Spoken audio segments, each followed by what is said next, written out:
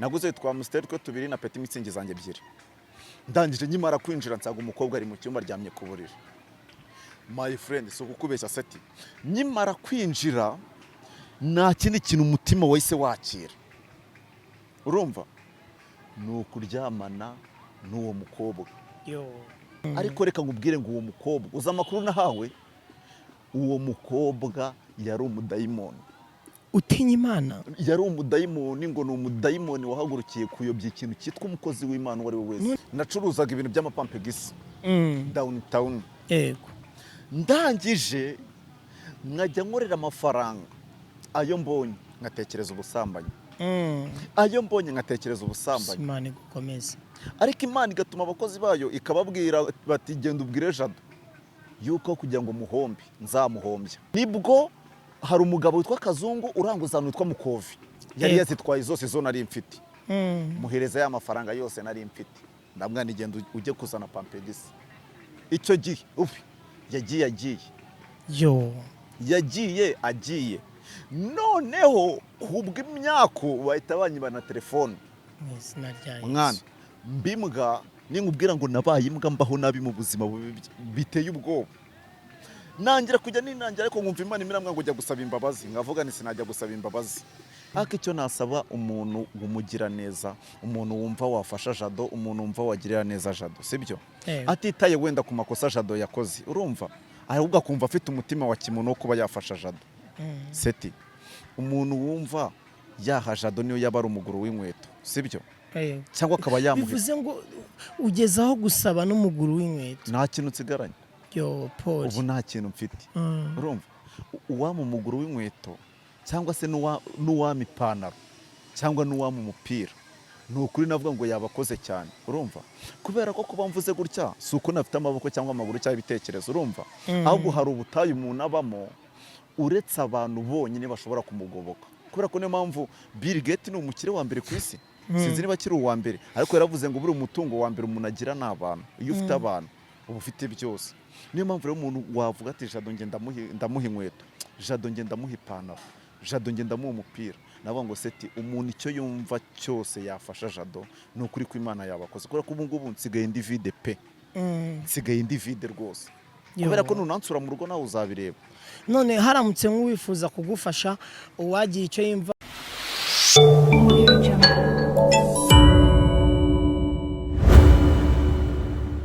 Let me take time greet every person where you say I think nizere ko mumeze neza cyane cyane reka ngushimire wowe uherereye mu duce tugiye dutandukanye nkubwire ni Imana ikumera imigisha itagabanyije uyu ni Umutako TV nge muri kumwe ni MC Setting uko bisanzwe kuri kamera z'Umutako TV muri mukuhabona umusore ntago ari ubwa mbere muramuzi hirya no hino henshi yagiye hatandukanye Jado Pastor reka twikaze ku Mutako TV murakoze cyane ko mikaze ku Mutako TV setting ndagushimiye cyane navuga ngo Imana iguhe umugisha kandi cyane kuba waranekereje ukavuga ati se ni gute tutaganira na Jado ku Mutako ndahamya neza ko ni nabwo bwa mbere ngiye gukorera ku Mutako ndagushimiye cyane hari impamvu twifuje kuba twaganira nawe hari amakuru uragerageza kuvuga ureba hariya hari amakuru twahawe nka Jado turavuga ati reka tugerageze tukuvugishe hari ibibazo byinshi ngo wagiye uhura nabyo niyo mpamvu rero nari nakuvugishije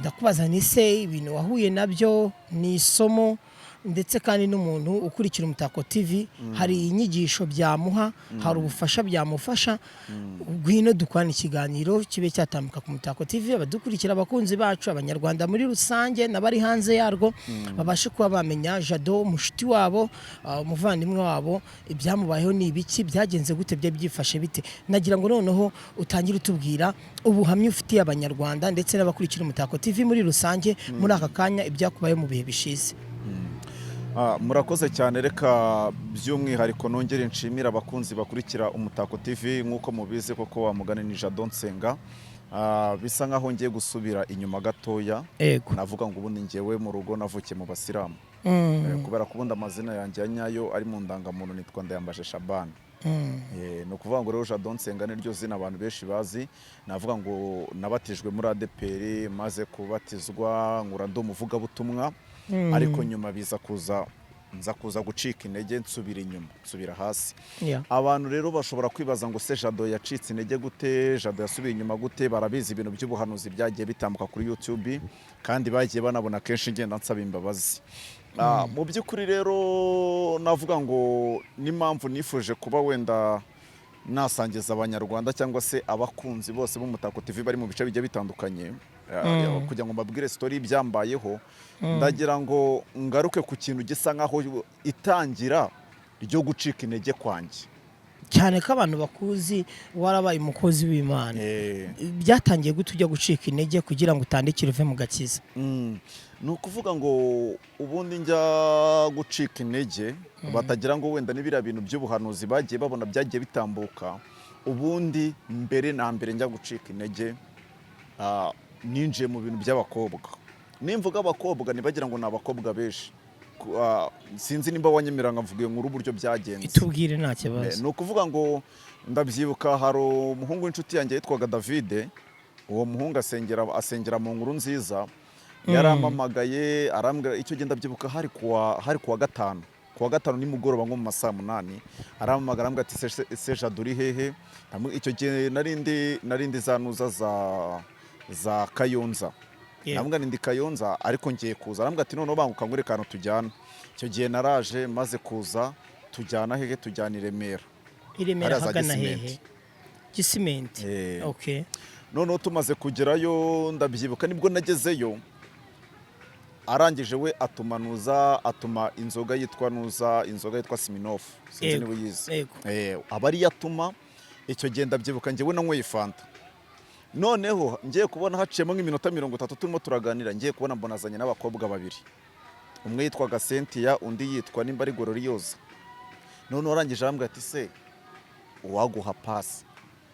Wa mutipe mwaturukanye rwamagana. Kandi nawe ni umukristo asengera mu nkuru nziza.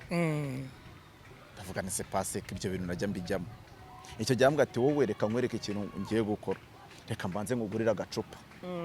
Arangije icyo gihe nibwo yanguriye mitsingi. Icyo gihe mwaka mitsingi maze gusoma mitsingi mu mutwe bitangira kwivanga. Niye mpamvu wanyweye inzoga kandi abantu babe bakuzi nk'umukozi w'Imana ugatandikira ndetse kandi no mu kugurira inzoga n'umubwira ati ndi bunywe fanta nizo Smirnoff n'izindi nuzinywe ukaba wakitiramo agafanta none ukemera kunywa mitsingi. So mu byo ari byo byose umukozi w'Imana umwe witwa Paulo yaravuze ngo tukiri mu isi dufashe igihe mu ntambara. No kuvuga ngo duhora turwana.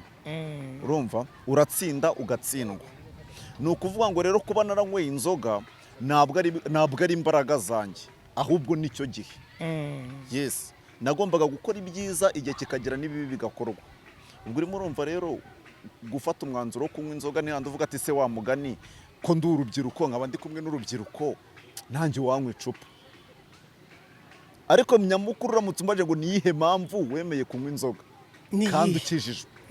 Njyewe impamvu nanyweye inzoga bitewe nuko nabonaga nyine hari igihe navuga ngo hari igihe Imana ikugirira neza ariko ibyo Imana iguhaye nyine wamugisha guhaye wowe ukawukoresha mu byo kwinezeza. Urumva bidafatika. Nanyweye inzoga icyo gihe ndabyibuka numvaga nshaka kunywa inzoga tu. Inzoga imeze iti kuko narakizwa sinigeze mu inzoga kameme. Ndavuga ni inzoga zimeze gute. Icyo gihe ndabyibuka rero nibwo nafashe umwanzuro wo kunywa inzoga. Nyamara rero kunywa izo nzoga navuga ngo mu mutwe naravangiwe, mu mutwe biricanga bituma mfata icyemezo ndavuga ariko uyu muntu wa mugana uri muri amapase iyi pase reka nyemere. Icyo gihe rero nibwo yahise amuzana wa mukobwa Cynthia abamaye nimero ye. Icyo gihe ndabyibuka byari bimaze kujya nko mu masaa hafi saa 7 z'ijoro. Icyo gihe nahise nandika yambaye wa mukobwa ndataha njya mu rugo nk'ibisanzwe. Wari wambwiye Gloriosa nande na Nuza na Cynthia. Muri abo babiri ninde wanditsemo nimero ze? Cynthia. Byaje kugenda gute? Ni ukuvuga ngo nyine uri kumva iyo wamaze gusoma ku icupa byange bikuda ibitekerezo birahinduka. Ni ukuvuga ngo rero umuntu wafashe umwanzuro wo kunywa inzoga ntabwo byamunanira kwandika nimero y'umukobwa. Icyo gihe nibwo nanditse nimero maze kwandika nimero ndataha. sinamenya ngo natashye gute, sinamenya ngo nageze no mu rugo gute. Kubera ko iyi story nta hantu nigeze nyitanga uretse ku mutako niho ngiye kuvuga iyi story. Maze kugera mu rugo bimaze bukeye bwaho kuko uri kumva kuwa gatanu kuwa gatandatu bimaze kujya nko mu masaa 8 mpamagara wa mukobwa ndamugani nakubona gute ni Jado arambwe hoya naramamagaye arambwa ngo ntabwo nakumenye nyibwa ndamugani ni Jado no kugira ngo namenye Jado wari we nabanje kwisobanura biramwe ndavuga ni Jado ndi mwari muri kumwe ku gisimenti ni mugoroba. Icyo gihe rero umukobwa nandika nimero ndamuhamagara maze kumuhamagara nibwo yaje. Yego navuga ngo iryo ni ryo tangira ryo gucika intege. Noneho amaze kuza ikintu cyabaye ni iki seti nubwo nari nanyweye inzoga ariko hari umuntu mwicarana mu buzima bwawe ukakira impinduka. Byagenze gute? Ukaba wakwicara n'abakobwa ariko noneho ukicara n'umukobwa umwe mwana ukahita wibaza mu by'ukuri ni umukobwa mwiza inyuma koko nk'ibigaragara urumva ariko ukumva mu mutima we harimo ubwoba. Nje numvaga mfite ubwoba bya hatari kandi uwo mukobwa ari umukobwa mwiza mu bigaragara ari mwiza bya hatari urumva ninkubwira ngo ni umukobwa mwiza ukubona Shadibo urumva nuko Shadibo azwa ari umustar uwo mukobwa ni mwiza my friend. Impinduka azakiriye gute byaje kugenda gute rero ugeze mu rugo? Jewe nagize ubwoba ngeze mu rugo rero sasa naramamagaye nkuko nari ndi kubivuga saa 8 araza. Amaze kuza kuko za nzoga zari zamaze kunshiramo nibuka ko ndi umukristo urumva aho kumujyana mu cyumba kuko nari mfite n'ikindi gitanda muri saro mwicaza muri saro. Naye mwaturukanye ku gisimenti cyangwa yaje gusanga mu rugo? Njewe uri kumva kuwa gatanu ninjoro naratashye bitewe nuko nari sinzi nuko nageze mu rugo nawe arataha muhamagara kuwa gatandatu na saa 8. Akigera mu rugo byagenze gute? Yaje arisangaye? Yaje saa 8 z'amanywa kuwa gatandatu saa 8. Amaze kuza aramamagara nahageze ndagenda nishyura moto arinjira. Amaze kwinjira my friend ndabyibuka yaje yambaye akanuza agakanzu k'umukara kageza ahanga kari kageza kagufi bya hatari. Arangije akimara kwinjira aba yicaye ku gitanda cyari kiri muri saro cyararaga umuhungu warariraga imodoka yabaga iri mu gipangu. Njewe ikintu nakoze niki nagiye hanze. Mujye ngiye hanze ngiye kureba umuhungu witwaga Bill Gate na wowe wabaga muri icyo gipangu nshaka kumutuma icupa. Sanga wa mukobwa ari mu cyumba. Icupa ryari ryande wari ugiye kongera gusubira ku nzoga ryari ryo mukobwa. Gusa nanjye icyo gihe kureba Bill Gate ngo mutume byagenze gute icyo gihe bigiye kugenda gute? Icyo gihe nasohotse kugira ngo nume Bill Gate mutume icupa ryo mukobwa yari amusteri niyo yanywaga nanjye numa ndabyibuka icyo gihe natumye udupete tubiri twa peti mitsingi twanjye naguze twa amusteri twe tubiri na peti mitsingi zanjye ebyiri. Ndangije nyimara kwinjira nsaga umukobwa ari mu cyumba aryamye ku buriri. My friend so kukubeshya seti nyimara kwinjira nta kindi kintu umutima wese wakira urumva nukuryamana n'uwo mukobwa. Nicyo kintu nyine umutima wese wakira tu. Hari ukuntu nyine umukobwa yahise aryama yubitse inda ikanzu arayizamura noneho nyine ubusara bunyereka tu ihangana ubusa arabunyereka. Nabaho mu buzima nibwo bwa mbere Jado nari mbonye umukobwa wambaye ubusa. Yego urumva nyine nabwo nabona gutwana dutoya barimo baratwoza ntabwo nenze umukobwa mukuru uburyo yambara ubusa. My friend ndabyibuka seti icyo gihe uwo muhungu Bill Gate yazanye izo nzoga ahagara ku muryango arakomanga kumwumva biranga. Icyo gihe nibwo nakoze iki cyaha cyo busambanyi. Muraryamana nikimara kugikora seti suku kube wa mukobwa yahise ambwira ati wowe mereza 20 nitahire. Yes we ndavuga ni se ko waje ngira ngo tuganire mujya kuryamana ntago yakubwiye kuramo amafaranga ntabwo twe twavuganye n'ibyo amafaranga. Yego arambwira ati wowe uramereza iki 2020. Seti ndibaze se ndagwa 20 uri ndaya naguze ndagwa 20 mu buhe buryo urumva man so kubeshya wa mukobwa nabonaga ku gisimenti w'inzobe. Wa mukobwa warukeye yahinduye ikintu cyitwa isura urumva. Handi utabaza ngo ese iyi ni yanzobe nabonaga bimeze bite. Seti so kukubeshya uwo mukobwa byarangiye hari umutipe witwaga Bosco wabaga mu gipangu yari amaze n'iminsi mike ahimukiye naramwinginze ndamubwira ni mbabarira umfashe kuko icyo genda byuka nafite 5,000 byonyine ndamubwira ni mbabarira umfashe ungurize 20,20 urumva ndamubwira ni byibuze nushaka nguhereze n'ibyangombwa byanjye guhita ya banke nguhereze nanuza niranga muntu byose si byaje kurangira mbimuhaye byaje kurangira mbihaye boss karabifata ameza bya 20,20 mbiha wa mukobwa aragenda ibyo rero bikimara kuba urumva ndakumva nibwo iryo joro nibwo ikiganiro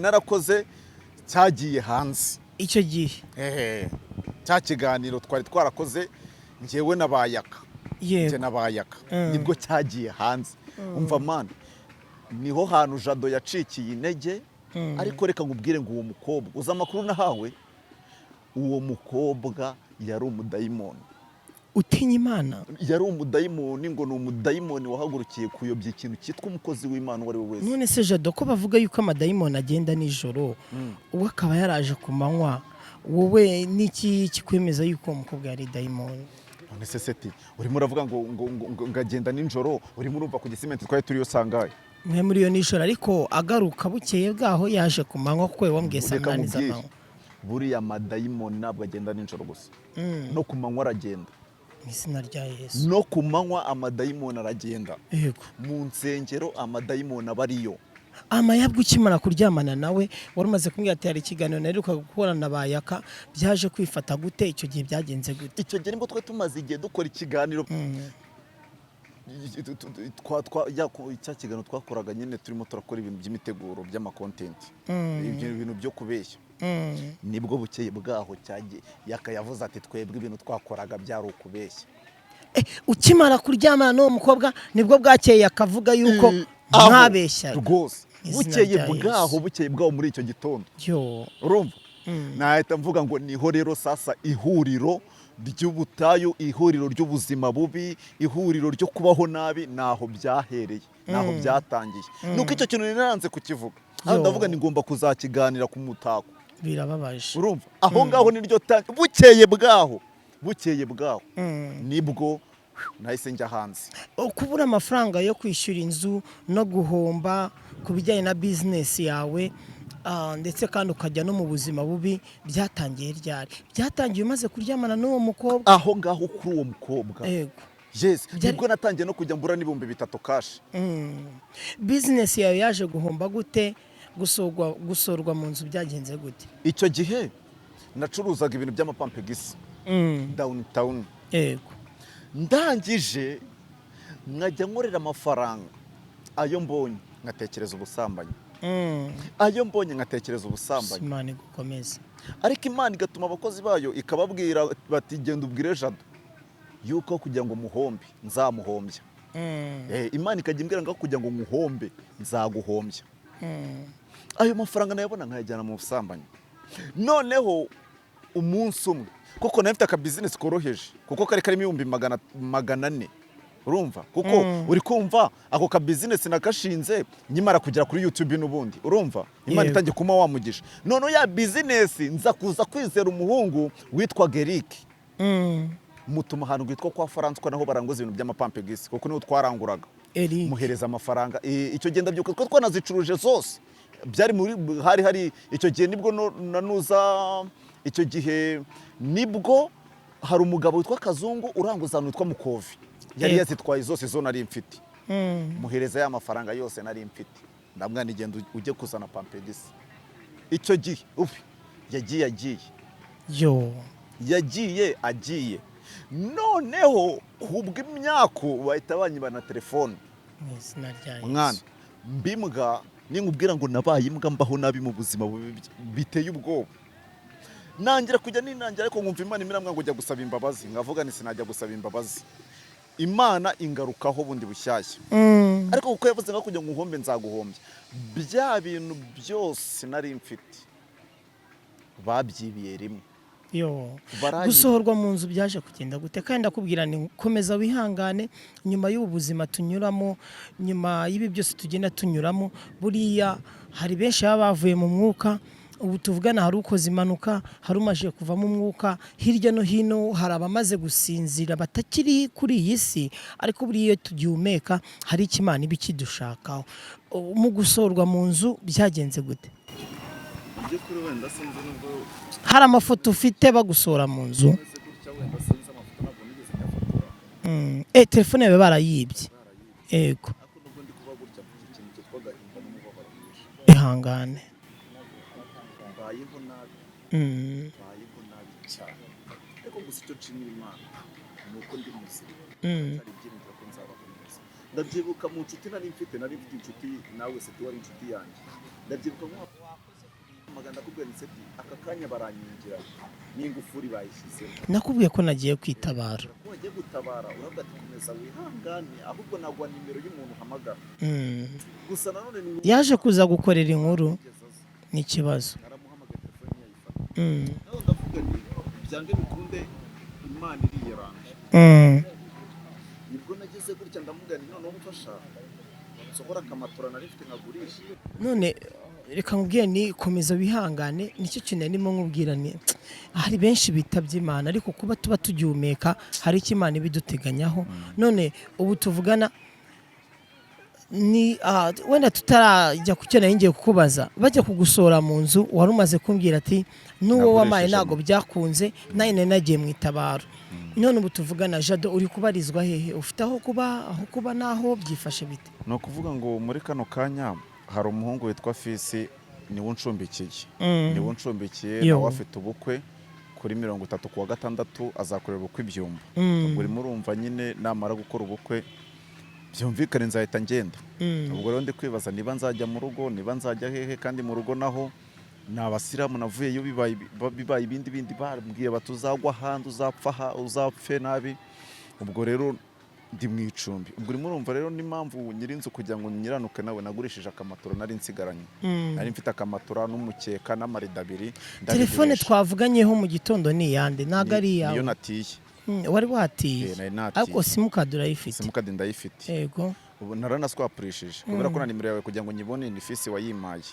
Ubwo urimo urumva rero nibwo baranyibye ibintu byose bamaze kubyiba, nta nkweto n'imwe ifunze bansigiye, uretse agatiriningi k'ubururu n'umweru n'agapira nayo nagiye nambaye, nta wundi mwenda nasigaranye. Icyo nshaka gusaba abantu ni icyerero seti. Muri kano kanya ni itorero nasengeragamo, ni nkaho navuga ngo ryankuyeho amaboko. Nagerageje kubasaba ubufasha, mpamagaye umushumba arambwira ngo hamagare mwarimu umuhamagaye nawe aranyirengagiza. Ariko icyo nasaba umuntu wumugira neza, umuntu wumva wafasha Jado, umuntu wumva wagirira neza Jado, sibyo? Atitaye wenda ku makosa Jado yakoze, urumva? Ahubwo akumva afite umutima wa kimuntu wo kuba yafasha Jado. Seti, umuntu wumva yaha Jado niyo yaba ari umuguru w'inkweto, sibyo? Cyangwa akaba yamuha. Bivuze ngo ugezaho gusaba n'umuguru w'inkweto? Nta kintu nsigaranye. Ubu nta kintu mfite. Urumva?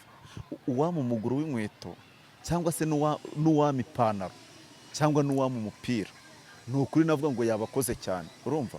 Kubera ko kuba mvuze gutya si uko nafite amaboko cyangwa amaguru cyangwa ibitekerezo, urumva? Ahubwo hari ubutayu umuntu abamo uretse abantu bonyine bashobora kumugoboka. Kubera ko niyo mpamvu Bill Gates ni umukire wa mbere ku isi. Sinzi niba akiri uwa mbere, ariko yaravuze ngo buri umutungo wa mbere umuntu agira n'abantu. Iyo ufite abantu uba ufite byose. Niyo mpamvu rero umuntu wavuga ati Jado nge ndamuha inkweto, Jado nge ndamuha ipantaro, Jado nge ndamuha umupira, navuga ngo seti umuntu icyo yumva cyose yafasha Jado ni ukuri ko Imana yabakoze. Kubera ko ubu ngubu nsigaye ndi vide pe, nsigaye ndi vide rwose. Kubera ko nunansura mu rugo nawe uzabireba. None haramutse nk'uwifuza kugufasha, uwagira icyo yumva yagufasha, kabe nubwo atabona ubushobozi bwo kugufasha, ariko none akakubwira ati noneho Jado niba muri kumwe afite ubukwe, njyewe mfite ahantu waba wihengetse, niba nta nkweto ufite gwino tujye twambarana, umurongo wa telefone yakubonaho? Nimero yanjye ya telefone ni 078 92 04 722 078 reka tuyisubiranemo, tangira. 078 078 92 04 722 22. Jado urakoze, Imana iguhe umugisha kandi ukomeze wihangane. Nyuma y'ibi bihe hari ubundi buzima niko umuhanzi Israel Mbonyi yaririmbye. Ni indirimbo nanjye ijya inkomeza mu gihe mba numva ndi mu bihe mba norohewemo. Reka ngushimire cyane, gushimire twatangiye ikiganiro tukatugiye ku musozo wacyo. Uyu ni Umutako TV, nge mwari muri kumwe ni MC Seti nkuko bisanzwe. Reka nizere yuko turaza gusubira mu biganiro bikurikira. Jado wari ugiye kutubwira? Navuga ngo wenda nakunyuze mu ijambo, nabwira abantu abahungu benshi bakunda kujya mu bakobwa bitonda, ahubwo barusheho gusenga, bafata umwanya wo gusenga. Kandi nanone nawe Seti ndanagushimira cyane yuko urusa abandi banyamakuru bose banereranye. Navuga ngo kubw'umutima ufite, navuga ngo Imana igumugisha. Kandi iki kintu ubumfashije cyangwa iki kintu ubunkoreye ni ikintu nashobora kuzibagirwa mu buzima, kubera ko ibihe birahindagurika. Uyu munsi nabaho gutya, ariko ejo hazaza nkabaho neza. Uyu munsi ni wowe, ejo ni njye. Ariko urakoze cyane. Uyu munsi nuriya, ejo n'uwundi, bigenda bihindagurika. Ni ukuri nahamagaye abanyamakuru benshi nabo muri gospel, bose baranererana. Ariko byibuze ko buteye intambwe kuba ati Jado reka mukore ubuvugizi, navuga ngo nukuri uramfashije cyane. Imana igumugisha. Tusangire. Yego urakoze. Reka ngushimire, nizere ko turaza gusubira mu biganiro bikurikira. Uyu ni Umutako TV, nge mwe muri kumwe ni MC Seti nkuko bisanzwe. Imana ikumere imigisha itagabanije.